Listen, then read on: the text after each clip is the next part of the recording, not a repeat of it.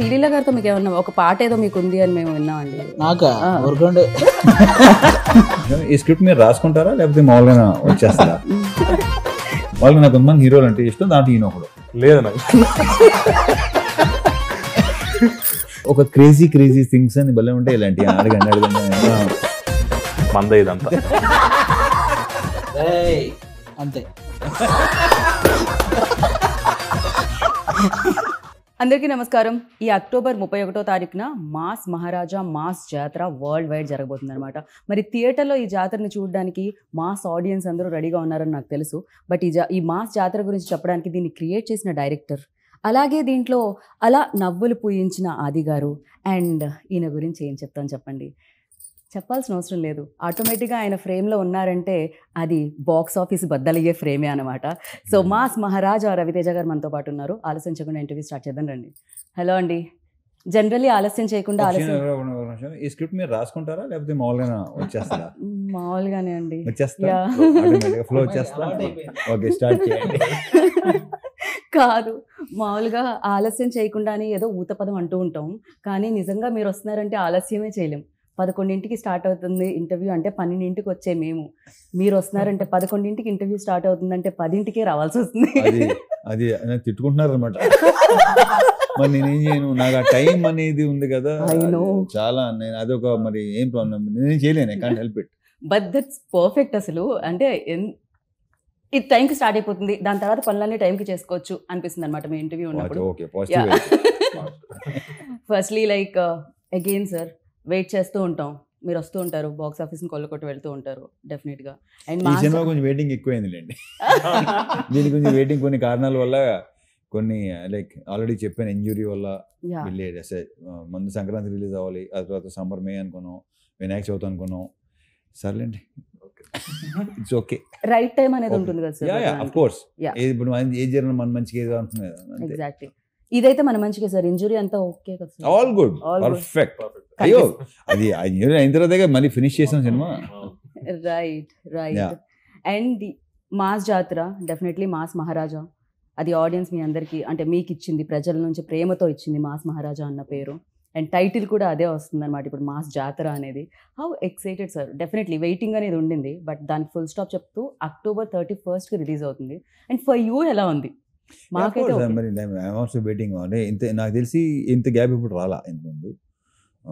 అంటే నాకు తెలిసి సినిమా అంటే స్టార్ట్ అయిన తర్వాత మామూలుగా గ్యాప్ వచ్చి ఉండొచ్చేమో, కానీ ఒక సినిమా స్టార్ట్ అయిన తర్వాత ఇంత గ్యాప్ తర్వాత అనేది first time. But yeah, waiting. Let's I wish like Bhanu కోసం సినిమా చాలా బాగుండాలని కోరుకుంటున్నాను. రైట్. మామూలుగా ఆయన మధ్యలో కూర్చోబెట్టగానే అనుకుంటుంటాను. భానుగారు, ఈ మధ్య కాలంలో చూస్తే సినిమాలు ఎస్పెషల్లీ ఫ్యాన్స్ కోసం సినిమాలు వస్తున్నాయి. అంటే ఈవెన్ అజిత్ గారి సినిమా చూసాం, ఫ్యాన్స్ కి ఒక పండగలా అనిపించింది ఆ సినిమా చూసాం. అజిత్ గారి రీసెంట్ ఫిలిం అంటే పాత ఓల్డ్, అంటే ఓల్డ్ సినిమాస్ అన్ని కలిపి లైక్ ఆయన ఫ్రేమ్స్ అన్ని వేసి ఆయన వింటేజ్ లుక్ తో ఇవ్వడం జరిగింది. సో అలా ఫ్యాన్స్ కోసం రీసెంట్ డేస్ లో, బికాజ్ డెఫినెట్ గా ఇన్ని రోజులుగా అభిమానిస్తున్నారు కాబట్టి అభిమాన హీరోని ఓల్డ్ లుక్స్ లో కూడా చూడడం. మాస్ జాతర అని పెట్టారు, దీంట్లో కూడా మేము వింటేజ్ చూడగలుగుతామా రవితేజ గారిని అని? గట్టిగా చెప్పొచ్చు. అంటే ఈ మాస్ జాతర అని టైటిల్ పెట్టింది సారే. మనదిదంతా అన్నది నేను పెట్టాను.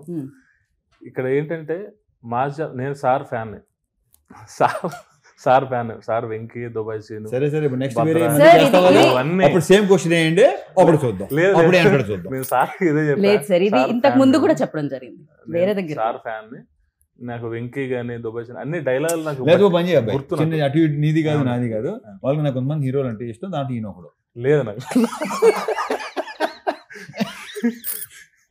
సో హీరో నచ్చినా ఫైనల్ గా రవితేజ గారు అందరికి నచ్చుతారు. So sir movie dialogues, Venky అయితే నాకు చాలా ఇష్టం, ఎన్నిసార్లు చూసాను తెలియదు. సో ఆ డైలాగులు అన్నీ నాకు గుర్తు. సో ఈడియట్ గానే అవన్నీ. సో నా ఫస్ట్ మూవీ సార్తో చేయడం నేను అసలు ఎక్స్పెక్ట్ చేయలేదు. ఇది అందులోనే ఆయన ట్యాగ్ లైన్ మాస్ మహారాజ్ అనేదానికి ఈ సినిమా టైటిల్ మాస్ జాతర అని పడ్డం. ఫస్ట్ యాక్చువల్గా మాస్ జాతర అనగానే చిన్న టెన్షన్ వచ్చింది, ఎందుకంటే మాస్ జాతర ఒక సాలిడ్ టైటిల్ అని అర్థమైంది. సో సో ఆఫ్టర్ నీ రెస్పాన్సిబిలిటీ పెరిగింది.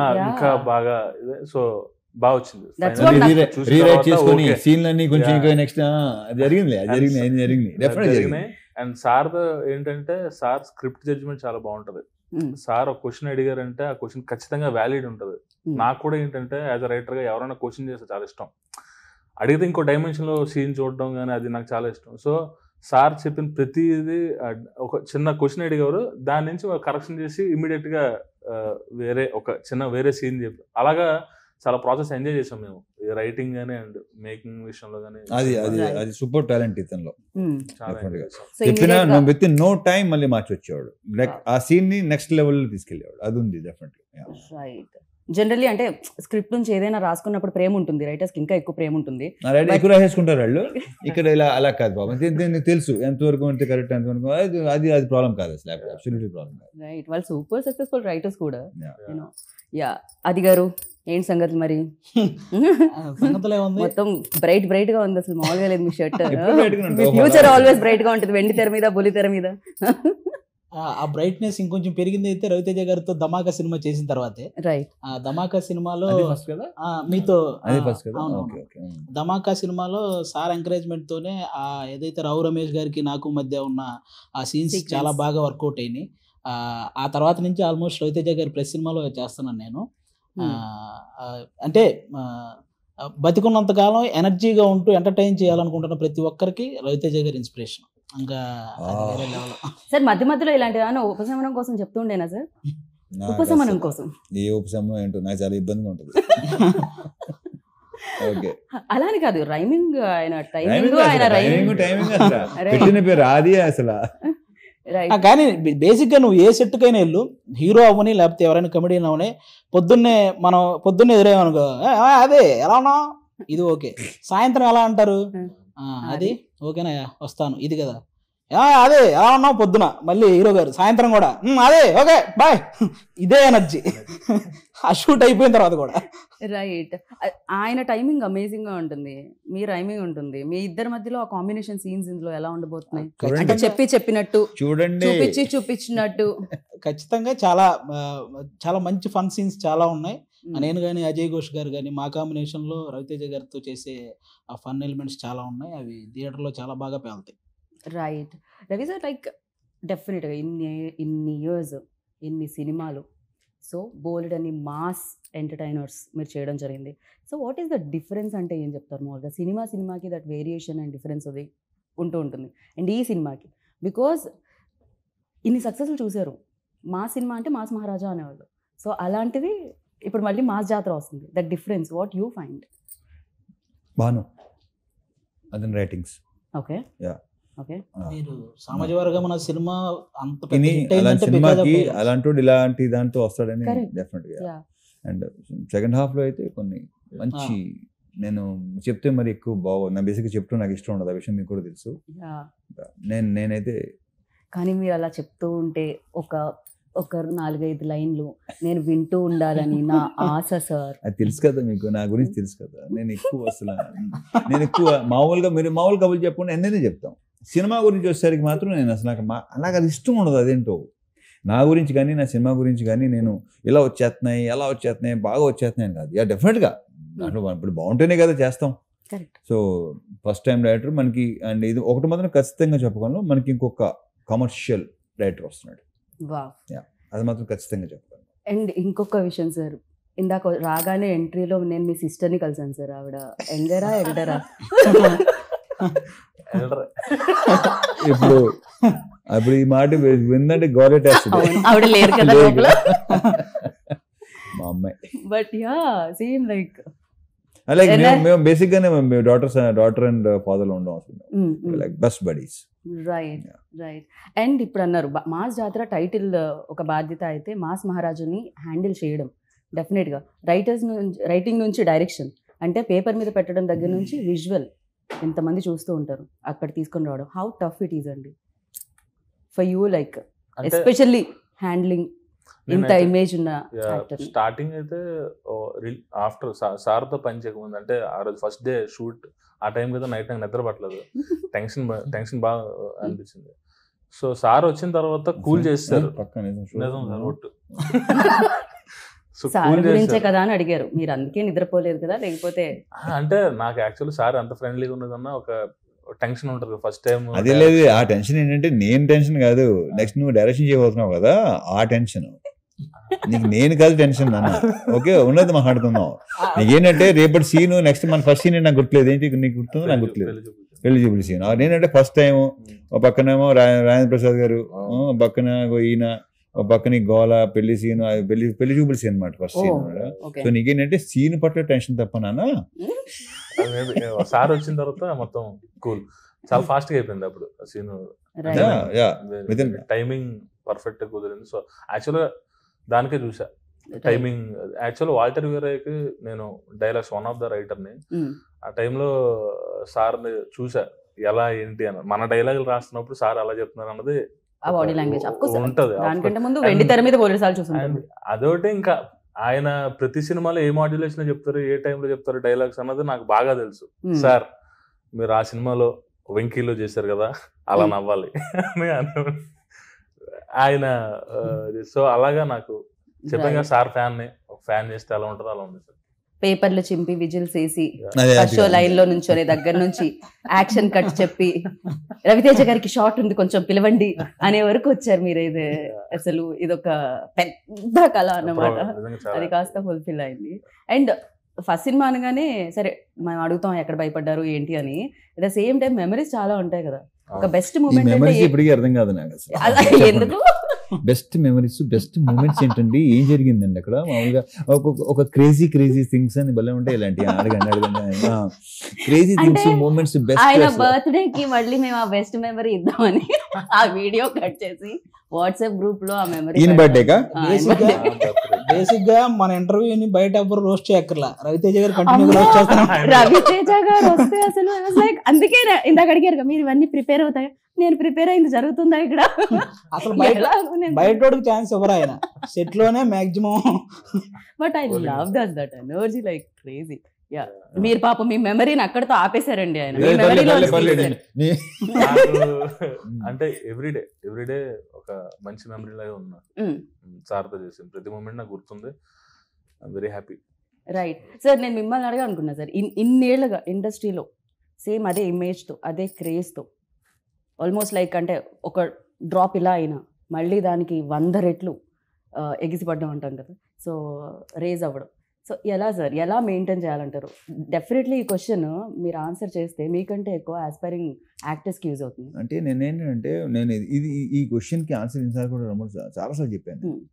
నేనేమంటే నెవర్ గివ్ అప్ అంటాను నేను. ఓకే, ఒకటే మాట, డల్ అవ్వద్దు, వర్క్ చేస్తాను ఉండండి, డెఫినెట్లీ మీకు తిరిగి వస్తుంది. నేను అదే నమ్ముతాను. రైట్. అరే డల్ అయిపోయామంటే ఇంక మొత్తం అసలు కాన్ఫిడెన్స్ లెవెల్ తగ్గిపోతే, కాన్ఫిడెన్స్ బీ కాన్ఫిడెంట్ ఆల్వేస్. అది చాలాసార్లు చెప్పాను, ఈ క్వశ్చన్ ఆన్సర్ చాలాసార్లు చెప్పాను. బట్ యాక్చువల్లీ గవర్నమెంట్ వాళ్ళకి కానీ ఆర్మీ వాళ్ళకి కానీ ఎనీ అదర్ జాబ్స్ కానీ ఒక రిటైర్మెంట్ ఏజ్ అనేది ఉంటుంది జనరలీ. బట్ యాక్టర్స్కి మాత్రమేను ఆ ప్యాషన్. మీకు ఎవరు సార్ ఇచ్చేది? మీరు 40లో 20 లాగా, 50లో 30 లాగా ఉంటాయి, 50లో 20 లాగా. 20 అనేది బేసిక్ కామన్. అది ఇది కొంచెం ఏమో మరి కొంచెం ఫిలాసఫికల్ అంటారా లేకపోతే ఎమోషనల్ అంటారా తెలియదు కానీ అసలు నా లాస్ట్ బ్రెత్ సెట్లోనే ఉండాలని.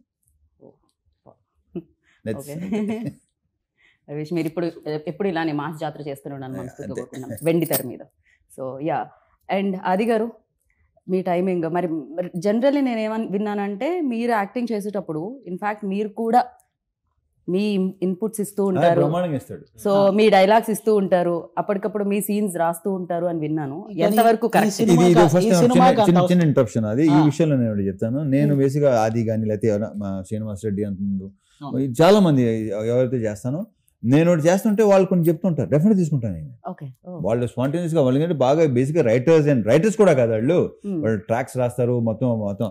దాన్ని ఏమంటారు మీరు చేస్తారు కదా స్కిట్స్, ఏది రాసే తనే వాళ్ళే కదా. సో వాళ్ళు చాలా నేను నాకు వచ్చింది డెఫినెట్ గా చేస్తుంటాను. ఎందుకంటే స్పాంటేనిటీ అనేది ఎస్ నేను నమ్ముతాను దాన్ని. డైలాగ్ కాకుండా ఎక్స్ట్రాలు కూడా చేయటం అనేది భాను మనుషులు అడిగాడు, అదొకటే. అది ఎలా వస్తుందని నేను అడిగేవాడుతాను, అదంతే. అందుకని నా డైరెక్టర్స్ నాకు కట్ చెప్పరు. ఈ విషయం ముందు చెప్పాను, కట్ ఎప్పుడు చెప్పలేదు నాకు. ఇంకనే ఎత్తాడేమో అని చూస్తుంటారు వీళ్ళు. సో అలాగా ఆది కొంచెం కట్ చెప్పా నువ్వు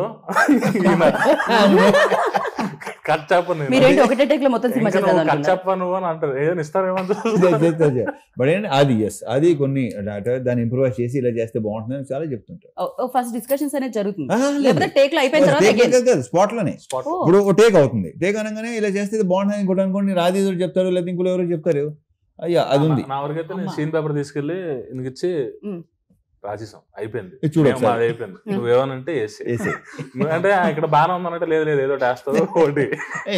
సినిమాకి మాక్సిమం అంత అవసరం రాలేదు, ఎందుకంటే అన్న మీకు తెలుసు కదా సామాజిక వర్గం అన్న సినిమా అంత హిట్ అయిందంటే దానికి డైలాగ్స్ అక్కడ నుంచి మీకు తెలుసు కదా మీకు తెలుసు కదా మీకు తెలుసు కదా అన్నారు, సామాజిక వర్గం గురించే కదా. అవును, మీరు హోస్ట్ చేశారు కదా, అందరికీ తెలుసు.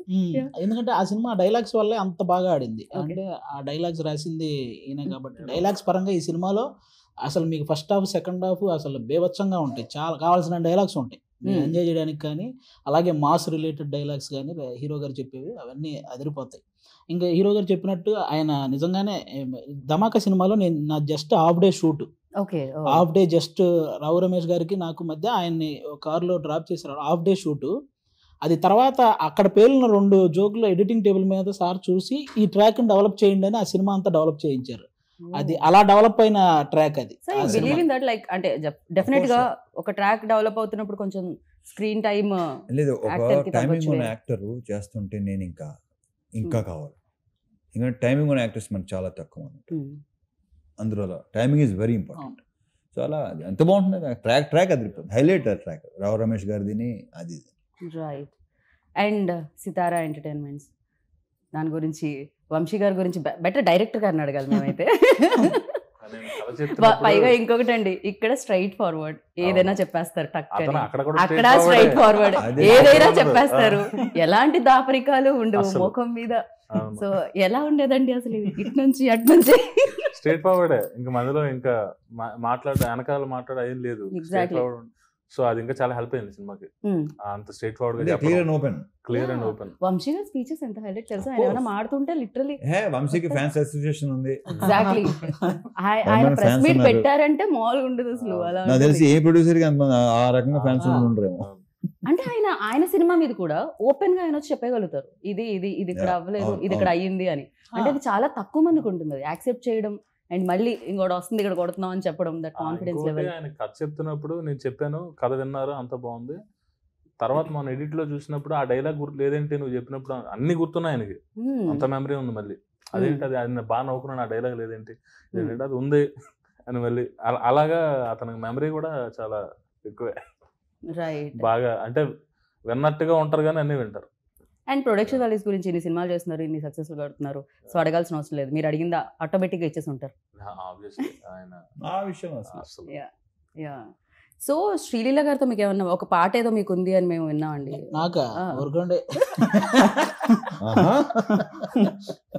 లీలా గారికి మీకు ఉందని విన్నాం. బేసిక్ గా ఆవిడ గ్రేస్ ని మ్యాచ్ చేయాలంటే మీరు కరెక్ట్ అని మిమ్మల్ని చూసి చూసారు. అయ్యి బాబోయ్, అది కూడా ధమాకాలోనే చేసేసాం.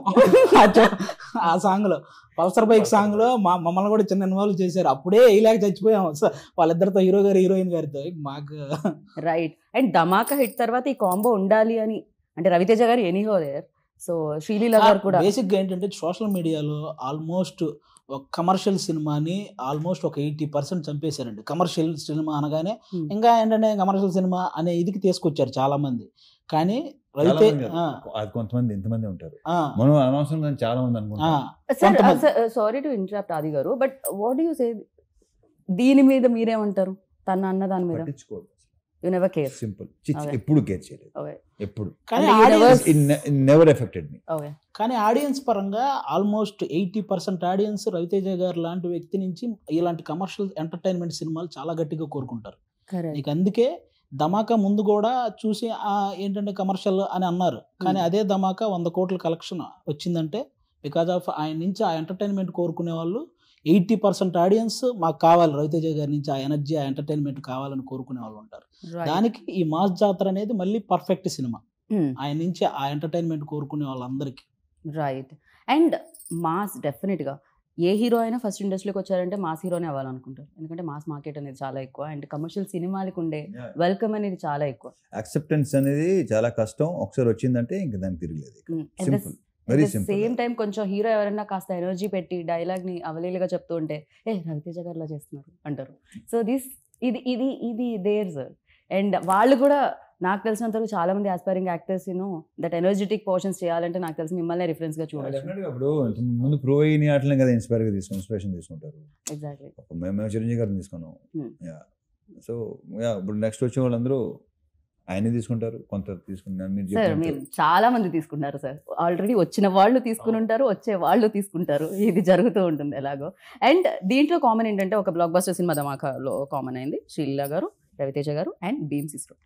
Beams also done a fantastic job for that film and music plays like a very important role అని చెప్పాలి. And here already Mass Jatra song ఇంకా 2 songs వస్తున్నాయి ఆన్ ద వే. బీమ్స్ గారు హైపర్ యాక్టివ్ అతను. యాక్చువల్గా ఏంటంటే కథ చెప్తున్నప్పుడే ఆయనలో కూడా ఒక రైటర్ ఉన్నారు కదా, స్పీచ్ మీద మైక్ ఇచ్చినప్పుడు ఆయన లిరిక్స్ తో పాడతాడు ఆయన, చాలా బాగుంటది. అండ్ తన లిరిక్స్ ఉన్నాయి చాలా గ్రౌండెడ్ అండి, అన్ని మీకు ఈజీగా పాడుకునేటట్టు ఉంటాయి అన్ని. కంటిన్యూ. సో కథ చెప్తున్నప్పుడే ఇక్కడ ఒక మాస్ పాట కావాలి అని అంటే ఒక నిమిషం ఆగండి సార్ అని చెప్పి ఆ తూమెర లవర్ పాడి ఆ మధ్యలో ఈడియట్ మిక్స్ చేశారు ఆయన. అప్పుడే ఓకే నాకు ఎలా ఉంటది అసలు, బా అయిపోయింది, పని అయిపోయింది, ఇదే కావాలి మనకి. సో అంత ఎనర్జీ, అంత హైపర్ యాక్టివ్ ఉంటారు. అండ్ అతను పాడేటప్పుడు కూడా ట్యూన్ గా కాదు, లిరికల్ గా పాడతాడు. లిరిక్స్ కూడా అతను మాక్సిమం అతను మంచి వర్డ్స్ పెడతారు. సో అతను సింగర్, మంచి మ్యూజిక్ డైరెక్టర్, మంచి లిరిసిస్ట్ కూడా. రైట్. అండ్ ఇందులో ఒక ఏఐ సాంగ్ చేయడం జరిగింది. ఏఐతో టెక్నాలజీ వచ్చిందనా లేకపోతే కాంబినేషన్ వల్లనా? బికాజ్ ఆఫ్ టెక్నాలజీ వచ్చినందుకు కూడా ఉంది కాబట్టే కదా ఆ డెసిషన్ తీసుకున్నాం. అదే that's mean, but AI is very famous నౌడేస్ like. అందుకనే కదా ఏ వచ్చింది కాబట్టి సరే చక్రికి ట్రిబ్యూట్ అనే పాపం తను ఫీల్ అయ్యాడు. బాగుంది, మంచి ఐడియా అనుకుని చేసింది. రైట్. అండ్ మీ ప్రీవియస్ బ్లాక్ బస్టర్స్ అసలు Puri sir, you and Chakri garu అంటే కాంబినేషన్. ఇప్పుడు నాది కానీ జగన్ది కానీ చక్రిది కానీ మొత్తం ఆ టైంలో ఉన్న ఒకేసారి కెరీర్ ఒకేసారి స్టార్ట్ అయినాయి. Right right. సార్ మీ సినిమాల్లో ఫేవరెట్ సాంగ్స్ అంటే మేము అంటాం, అంటే చక్రి గారు టాపిక్ వచ్చింది కాబట్టి I'm just asking you. So bold అని ఉంటాయి, but the thing for you all time favourite అంటే ఎప్పుడైనా మీరు లాంగ్ డ్రైవ్ చేసేటప్పుడు, మీరు కార్లో వెళ్ళేటప్పుడు గుచ్చి నంబర్ 1 చూపులతో గుచ్చి. ఆ తర్వాత చాలా ఇచ్చాడు, చాలా బ్యూటిఫుల్ సాంగ్స్ ఉన్నాయి. బట్ ఆ సాంగ్ క్రియేట్ చేసిన ఇంపాక్ట్ మామూలు ఇది కాదు అసలు. ఇప్పటికీ అది అందుకే కదా మళ్ళీ పెట్టుకున్నాం. బట్ అది కొత్తగా అనిపించింది చాలా. అంటే నిజంగా టెక్నాలజీకి హ్యాట్స్ ఆఫ్ చెప్పాలి. బేసిక్ గా లేని వాళ్ళ వాయిస్ మళ్ళీ క్రియేట్ చేసి అండ్ ఒక సినిమాకి యూజ్ చేసి ఎలా జరుగుతుంది అంటే, కాకపోతే అందరం రైట్స్ తీసేసుకోవాలేమో సార్, లేకుండా కూడా చేసేస్తారేమో అని భయం. రైట్ తీసుకునే చేస్తారు. నా వాయిస్ కి నేను తీసుకుందాం అనుకున్నాను సార్. ఏం పర్లేదు. సో అండ్ ఒక సినిమా చేసేటప్పుడు, ఎస్పెషల్లీ పాట చేసేటప్పుడు సెట్లో చాలా బాగుంటుందని నేను విన్నాను. అంటే ఆ వైబ్, ఆ ఊపు వేరని విన్నాను నేను. అండ్ ఇద్దరు ఇంత సూపర్ ఫెంటాస్టిక్ డాన్సెస్ ఉన్నప్పుడు, అండ్ శ్రీలీల గారు సీరియల్ సూపర్ డాన్సర్, నేను జస్ట్ ట్రై చేస్తాను పట్టుకోవడం. సార్ నేను చెప్పనే రెచ్చిపోయి చేశారు అసలు. ఇంకా లిరికల్ వీడియోలో చూపించలేదు, స్క్రీన్ మీద అయితే అసలు నెక్స్ట్ లెవెల్. ఇద్దరు కాంపిటేటివ్ గా చేశారు ఆ టైంలో. సార్ లైక్ బట్ ఫెంటాస్టిక్ వచ్చింది. అండ్ అంటే ఇప్పుడు ఆయన నన్ను ఆపుతారు, నేను అడిగితే ఏంటంటే ప్రతి ఇంటర్వ్యూలో డైలాగులు అడుగుతారు, ఇది అడుగుతారని. నేను ఈసారి హీరో గారిని కాదు, భాను గారిని అడుగుదాం అనుకుంటున్నాను. మీరు చెప్పొచ్చు, మీరు చెప్పరని నాకు తెలుసు, అందుకే ఇక్కడ అడుగుతున్నాను నేను. సో మీరు ఇప్పుడు డైలాగ్ చెప్పాలి. ఆయన డైలాగ్ నేను చెప్తే బాగోదండి, ఆయన చెప్పమంటే ఆయన చెప్పాడు. మోడలేషన్ బాగుండేది, వదలదు అన్నారు. ఇంకా ఆయన ఆపమంటారు మామూలుగా, వదలొద్దు అంటే ఇంకా చెప్పండి. టేక్ నెంబర్ 1 మందే ఇదంతా. కొన్ని మాస్ జాతర మంది ఇంతంత చెప్పినా కొంచెం లెంత్ వచ్చేదిగా. మా ఓడి కెమెరా మీ వైపు సెట్ చేసేలోపు డైలాగ్ అయిపోయింది పాపం. అది గారు మీరు ట్రై చేయండి. అది గారు అంతే.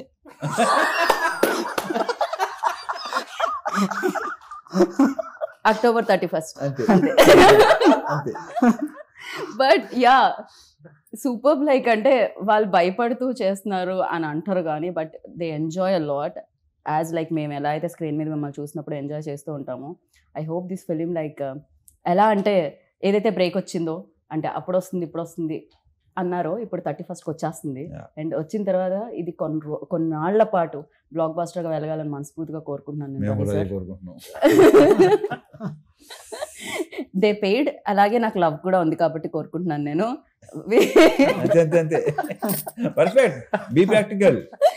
So and thank you so much. And ఇలానే మీరు ఎనర్జెటిక్ గా ఉండండి, ఆల్వేస్ ఇలానే సినిమాలు చేస్తూ ఉండండి, మమ్మల్ని ఎంటర్టైన్ చేస్తూనే ఉండండి. And thank you so much. Wish good luck. ఎంతసేపు అయిందో ఇంటర్వ్యూ అయిపోయిందని సైకిల్ చేస్తున్నారు అక్కడ నుంచి. అప్పుడే అయిపోయిందా అనుకుంటున్నాను నేను. అయిపోయిందా అనుకుంటారు రవితేజ గారు, ఇంకొకళ్ళు వచ్చి సేమ్ అడుగుతారు ఎలాగో అని. So thank you so much. And విన్నారు కదా, అంతే 31st అక్టోబర్ మాస్ జాతర మందే అంతా చూసుకుందాం. Take care, bye.